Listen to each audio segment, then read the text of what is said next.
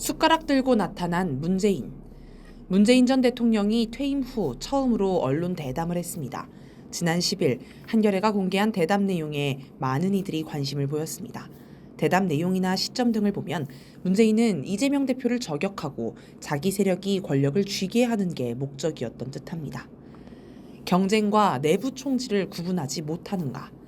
문재인은 대담에서 경쟁도 하고 그걸 통해서 지지도 더 넓게 모으는 것이 꼭 필요하다라며 경쟁에 대해서 민주당 내 일각에서 자꾸 분열로 비판하고 밀쳐내는 것은 참으로 바람직하지 않은 일이라고 했습니다. 또 지금 당내에서 이재명 대표에겐 경쟁자가 없는 거 아닌가라고도 했습니다. 문재인의 주장은 결국 이재명 민주당이 지금 경쟁을 허용하지 않고 있다는 것입니다. 민주당 내에서 자유롭게 경쟁이 허용된다고 생각하면 굳이 저런 이야기를 언론에 할 필요가 없습니다. 다시 말해 이재명 세력이 민주당을 장악하고 경쟁 세력을 모두 밀쳐낸다고 주장하는 것입니다. 문재인의 주장은 이재명이 당 내에서 파쇼 독재를 한다는 말인데 이건 윤석열, 국힘당, 검찰, 조중동 등 내란 세력이 이재명을 공격하는 논리와 똑같습니다. 예를 들어 지난해 이재명이 당대표 연임에 도전하자 신동우 국힘당 원내 수석대변인은 독재의 서막이 될 것이라고 공격했습니다. 김순덕 동아일보 대기자는 칼럼에서 제왕적 당대표 이재명의 여의도 독재라고 비난했습니다. 문재인이 윤석열 내란 세력과 똑같은 논리로 이재명을 공격하는 건 스스로 내란 세력과 보조를 같이 하고 있다고 폭로한 것이나 다르지 않습니다. 대담 시점을 보면 아마도 문재인은 유시민 전 노무현 재단 이사장이 이른바 친문 세력을 비판한 것을 의식한 듯합니다.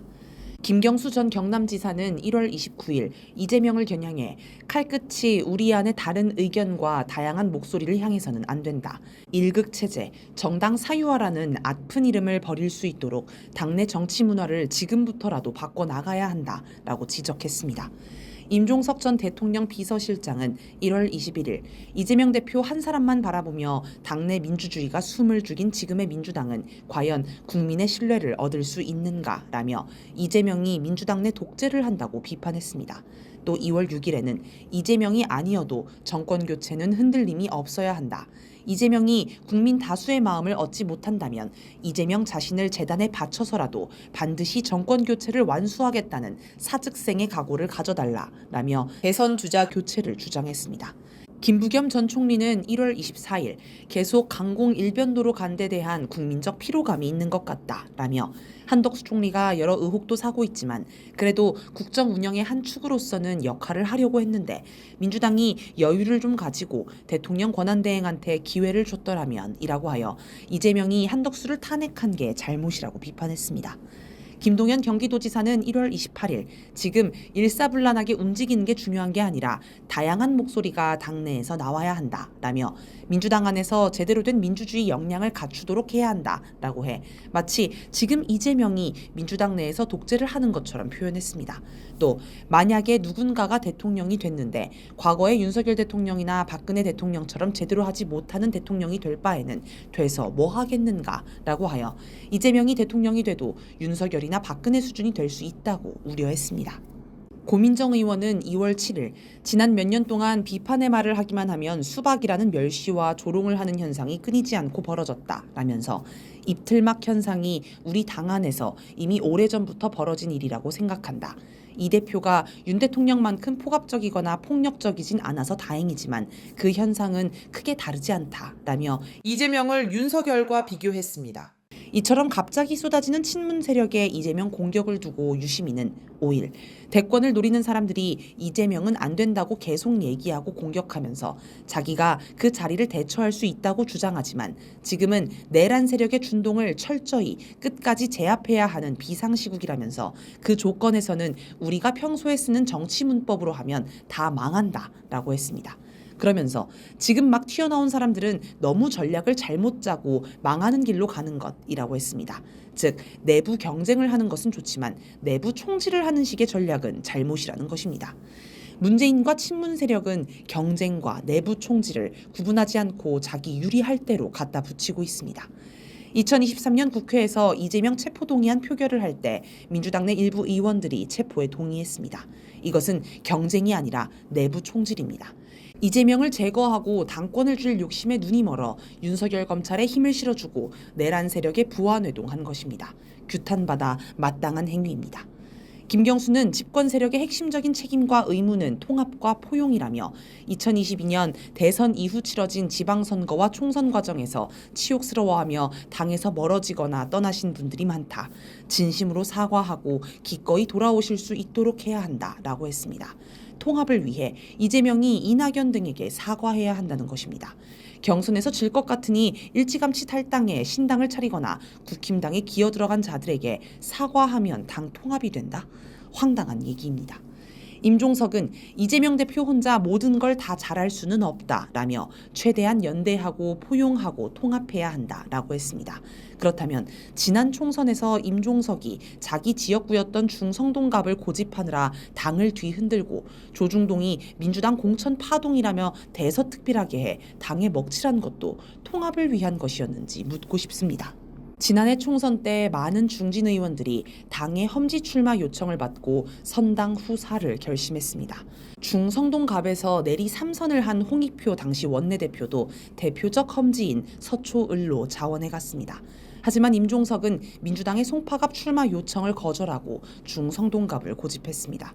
민주당은 당규에 따라 중성동갑에 전현희 전 국민권익위원장을 전략 공천했지만 이를 무시하고 지역 유세를 강행하는 행패를 부렸습니다. 하지만 문재인 정부에서 국민권익위원장을 했던 전현희를 전략 공천한 것도 통합의 상징적 조치로 볼 수 있습니다. 전현희는 1월 31일 민주당이 일극 체제가 아니라는 상징적 존재가 내가 민주당 최고위원을 하고 있는 것이다. 나는 문재인 대통령이 장관급 기관장으로 임명한 대표적인 친문이고 그런 친문인 내가 이재명 민주당 하에서 공천을 받고 국회의원에 당선됐고 민주당 지도부에 입성했다라고 했습니다. 김경수, 임종석도 얼마든지 대권에 도전할 수 있고 이재명과 경쟁할 수 있습니다. 그걸 비난하는 건 잘못입니다. 하지만 경쟁에서 이기려고 상대를 공격하고 내부 총질하는 것은 당연히 비판받을 일입니다. 광주인 1월 31일자 보도에는 이들을 비판하는 다양한 목소리가 실렸습니다. 박지원 의원은 왜 하필 지금 당을 흔드는 모습을 꼭 보이는지 의심스럽다라고 했으며 전남 여수시민단체 한 관계자는 이재명을 헐뜯으며 관심을 받고 싶어하는 구태정치의 전형적인 본보기라면서 국민에게 관심을 받고 싶으면 지금 국민이 원하는 내란 혐의자 처벌에 더 많은 힘을 쏟고 심판을 기다려야 한다라고 했습니다. 또 광주 지역 한 중진 정치인은 국민의힘이 쓰는 단어인 이재명 일극체제까지 가지고 와 이재명 당대표를 겨냥하는 것은 좀 치졸한 정치 캠페인이라고 했습니다. 친문 세력을 바라보는 국민의 시선과 크게 다르지 않아 보입니다. 잠깐 2017년 대선 민주당 경선을 돌이켜봅시다.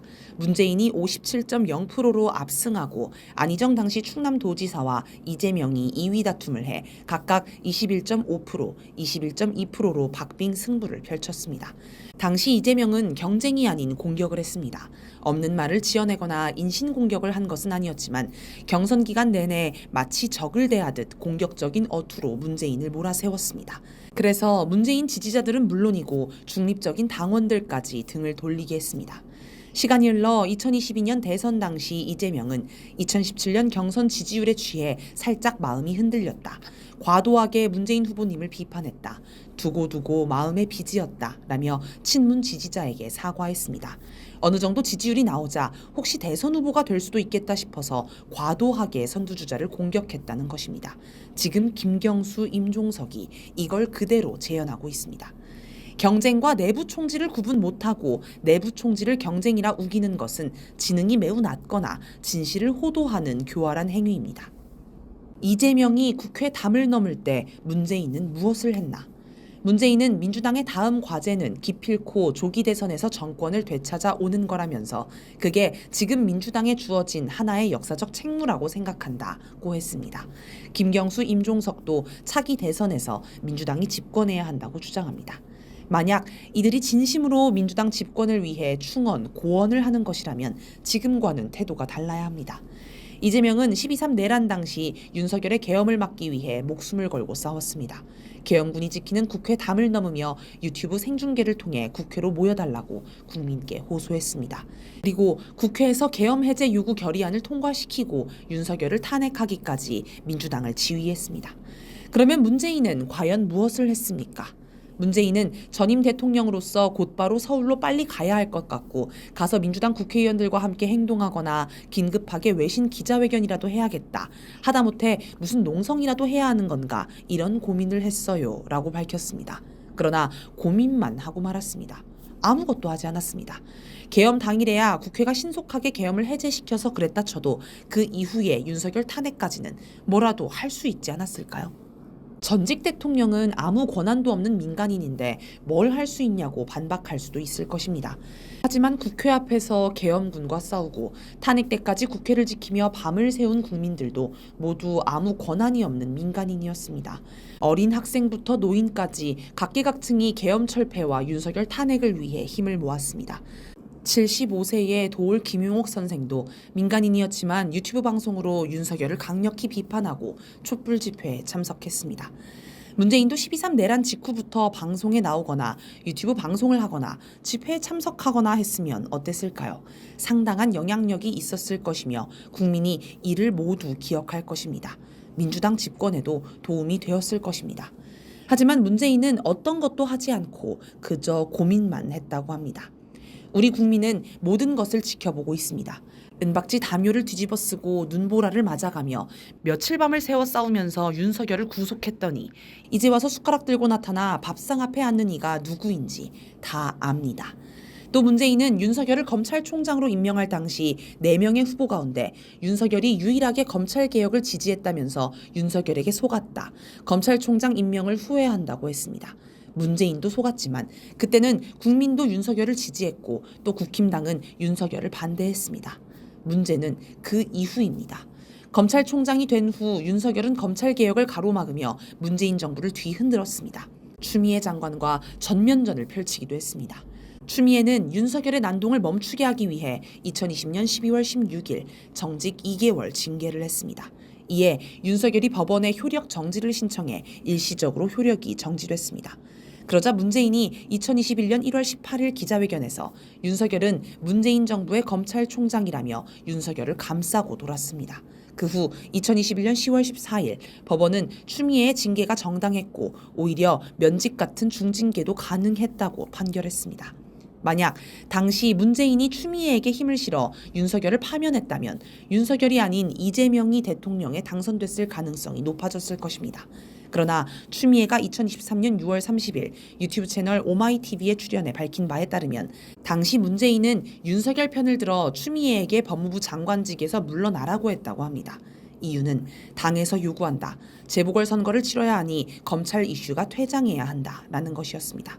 이에 관해 문재인은 윤석열 총장을 그만두게 할 수 있는 유일한 방법은 법무부 장관이 징계 건의로서 징계 해임을 할 수가 있어서 실제로 당시 법무부 장관이 그렇게 하려고 시도를 했죠. 그런데 그 과정이 아주 잘 처리가 됐으면 좋았을 텐데 그렇게 처리되지 않고 진행이 됐기 때문에 말하자면 해임도 못하고 거꾸로 역풍을 받고 정치적으로 이 사람을 키워주는 결과가 되었던 것이라고 말했습니다. 자기가 추미애를 쳐낸 건 언급하지 않고 두루뭉술하게 넘어갔습니다. 그러면서 윤석열 집권이 추미애 탓인 것처럼 은근히 몰아갔습니다. 문재인이 민주당 집권을 바랐다면 문재인은 트럼프 미국 대통령을 두고 이념적이지 않고 아주 실용적인 그런 모습을 보여서 또 상대하기에 편한 면도 있다라며 대화가 통했다, 대화할 만했다, 그렇게 느꼈다라고 했습니다. 그런데 여기서 한 가지 의아한 점이 있습니다. 문재인과 트럼프 하면 많은 이들이 승인 발언을 떠올립니다. 2018년 트럼프가 한국은 미국의 승인 없이 아무것도 하지 않을 것이라며 한국을 소국 취급했습니다. 그런데 문재인 정부는 여기에 항의하기는커녕 트럼프는 협의를 잘 하자는 뜻으로 한 말이라며 미국을 변호하기에 바빴습니다. 정말 굴욕적이었습니다. 실용적이고 대화가 통한다는 트럼프에게 왜 그렇게 굴욕적인 모습을 보였는지 이해가 안 갑니다. 2023년 미국 정보기관이 용산 대통령실을 도청했다는 게 알려지자 윤석열은 국가 간 관계에서는 서로 도청이 안 된다고 할 수는 없는 것 아니겠나 라며 양국 사이 신뢰에 어떤 식으로도 영향을 미칠 일이 아니다 라고 강조했습니다. 도청을 당하고도 미국의 항의는커녕 역으로 미국을 변호해 주느라 진땀을 흘리는 모습이었습니다. 당시 많은 이들이 비굴한 모습을 보이는 윤석열을 조롱했습니다. 그런데 문재인이 트럼프의 승인 발언을 대하는 모습도 다르지 않았습니다. 클라우디아 셰인바움 멕시코 대통령은 이번에 트럼프가 관세 폭탄을 던지자 우리가 다른 나라들과 협상하고 대화할 때 우리는 항상 고개를 높이 들고 나아가며 결코 머리를 숙이지 않는다라며 당당히 맞서 싸웠습니다. 그 결과 지지율이 81%까지 올랐습니다. 문재인이 멕시코 대통령처럼만 했다면 문재인과 민주당 지지율이 올랐고 대선에도 도움이 되었을 것입니다. 그러나 굴욕적인 태도를 보이고 그 후 남북관계에서 트럼프의 승인만 기다리며 허송세월하는 바람에 지지율이 떨어졌습니다. 문재인이 일본의 경제보복에 맞서 소재, 부품, 장비 경쟁력 강화를 외칠 때 국민이 지지한 걸 보면 확실히 우리 국민은 대통령이 외국에 당당한 태도를 보이는 걸 바랍니다. 남북관계도 생각해 봅시다. 김정은 국무위원장은 2019년 1월 1일 신년사에서 우리는 개성공업지구에 진출하였던 남측 기업인들의 어려운 사정과 민족의 명산을 찾아보고 싶어하는 남녘동포들의 소망을 헤아려 아무런 전제 조건이나 대가 없이 개성공업지구와 금강산 관광을 재개할 용의가 있습니다. 라고 하였습니다. 전제 조건이나 대가 없이라는 말은 대북 제재를 피할 길을 열어주겠다는 뜻입니다. 따라서 개성공단과 금강산 관광을 재개하는 게 문재인이 할 수 있고 북한도 호응할 최적의 사업이었다고 할 수 있습니다. 이번에 트럼프가 취임식에서 북한 해안가에는 엄청난 콘도 역량이 있다라고 하면서 미국이 북한 관광 산업에 투자할 구상이 있는 것 아니냐는 분석이 나왔습니다. 그러면서 원래 관광은 대북 제재에 걸리지 않는다고 하였습니다. 그러니 최소한 금강산 관광을 재개하는 건 아무 문제가 되지 않을 일이었습니다. 그러나 두 사업은 문재인이 미국의 승인을 구하려다 실패해 끝내 재개되지 못했습니다. 문재인은 2019년 3.1절 기념사에서 금강산 관광과 개성공단의 재개 방안도 미국과 협의하겠습니다. 라고 하였습니다. 일주일 후 미국 국무부는 개성공단과 금강산 관광에 대한 제재 면제를 검토하지 않겠다고 못을 박았습니다. 보수 언론조차 왜 이런 일까지 미국과 협의하냐고 조롱할 지경이었습니다. 만약 문재인이 개성공단, 금강산 관광을 재개했다면 국민적 지지를 받아 민주당 재집권에 도움이 되었을 것입니다. 남북 정상회담을 할 때마다 지지율이 치솟았던 건 그만큼 우리 국민이 남북관계 발전을 절박하게 바랐기 때문입니다.